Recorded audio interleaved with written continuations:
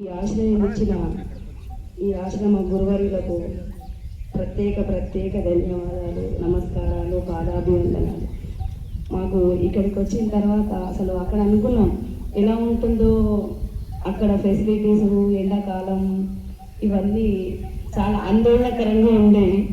ఇల్లు వదిలేతే వెళ్తున్నాం, 20 రోజుల ప్రోగ్రాం, మరి ఎలా ఉంటుందో ఏమో అనుకున్నాం. కానీ ఫస్ట్ గేట్లోకి రాగానే చాలా ఆనందంగా అనిపించింది.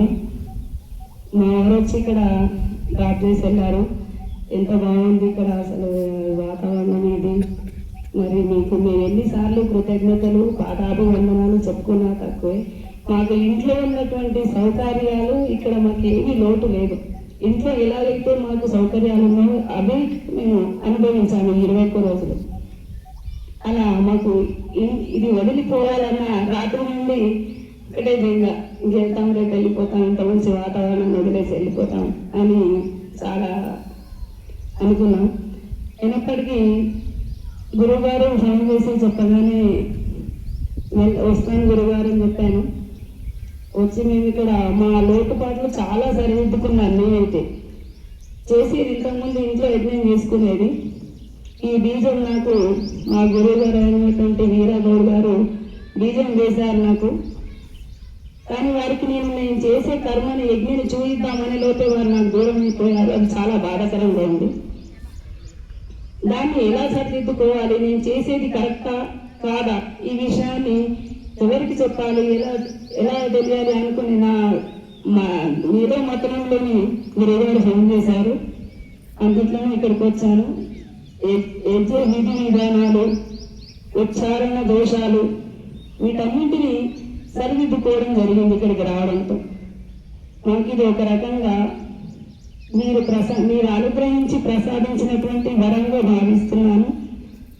ఇంత తొందరగా ఇలా జరుగుతుంది అనుకోకుండానే ఇంత మంచి అవకాశం మాకు లభించింది. మీరు మరి మా గురువు గారు అడగగానే మీరు ఒప్పుకోవడం మా అదృష్టంగా భావిస్తున్నాం. గురుకుల పాఠశాలలో నేర్చుకున్నంత ఆనందంగా మాకు ఇక్కడ ఉండింది. మరి మా గురువర్యులకైతే పాదాభివందనాలు, సాష్టాంగ నమస్కారాలు. ఎందుకంటే వారు మేము చిన్నప్పుడు ఇంట్లో అమ్మ వండి పెడితే తిని స్కూల్కి వెళ్ళినట్టు అనిపించింది. ఈ 20 రోజులు ఏ ఆలోచన లేకుండా వారు పాపం కష్టపడి వారు స్వయంగా వస్తువులు తెచ్చి వారి స్వహస్తాలతో వండి పెట్టడం అనేది మేము ఏ జన్మలో చేసుకున్నటువంటి పుణ్యం. ఇది ఇంత భాగ్యం మాకు లభించడం ఈ జన్మకి ఇంకా చాలు అన్నంతగా ఆనందం ఉండిపోయింది నాకు. మరి వారెంత శ్రమ, కర్త, కర్మ, క్రియ అన్ని వారే. ఈ ఆర్గనైజేషన్కి ఇంకొక వ్యక్తి ఉంటే ఇంకా బాగుండేది అనిపించేది. రోజు బాధపడేది మేము, అయ్యో పాపం వారే చేసి పెడుతున్నారు, స్వయంగా వారే వండి పెడుతున్నారు, వారికి ఇబ్బంది అవుతుందేమో అని మేము బాధపడేది అన్నమాట. అయినప్పటికీ కూడా వాళ్ళు శ్రమ అనుకోకుండా మమ్మల్ని భగవంతుడు మనందరినీ బిడ్డల్లా ఏ విధంగా అయితే భావిస్తున్నారు, ఆ భగవంతుడి రూపంలో ఉన్నటువంటి గురువర్యులు మనల్ని చిన్న పిల్లల్లాగా ఆలోచించి, మీరు ఈరోజు టిఫిన్ లేకున్నా సరే అన్నాను నేను, లేదండి లేదు ఖచ్చితంగా తినాలి అని మళ్ళీ మాకు పరమాన్నం వారే స్వహస్తాలతో చేసి మరీ తినిపించారు మాకు మరో పదార్థాలను. ఇంకా గురువుగారి సంకల్పానికి ఇక్కడి ఆహ్లాదకరమైన వాతావరణం తోడ్పాటునిచ్చింది. దాంతో మేము ఇంకెక్కువగా నేర్చుకునే అవకాశం మాకు లభించింది.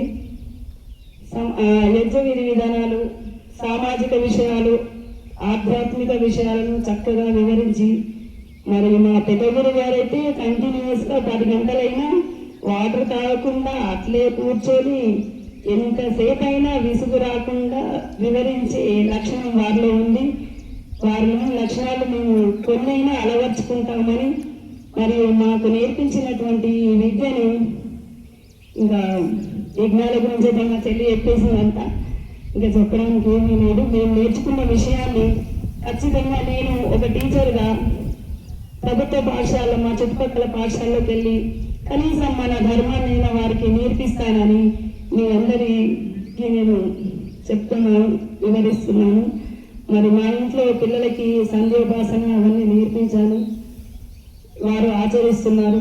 అట్లే మా చుట్టుపక్కల వారికి, మా కాలనీలో అందరికీ ధర్మం గురించి, యజ్ఞం గురించి, సంధ్యోపాసన గురించి సత్సంగం పెట్టాలనే సంకల్పంతో ఇక్కడి నుంచి నేను వెళ్తున్నాను. ఆ సంకల్పానికి మీ ఆశీర్వాదాలు, భగవంతుడి కృప ఇవన్నీ నాకు లభిస్తే నేను సక్సెస్ అవుతానని మీకు తెలియజేసుకుంటున్నాను. ధన్యవాదాలు.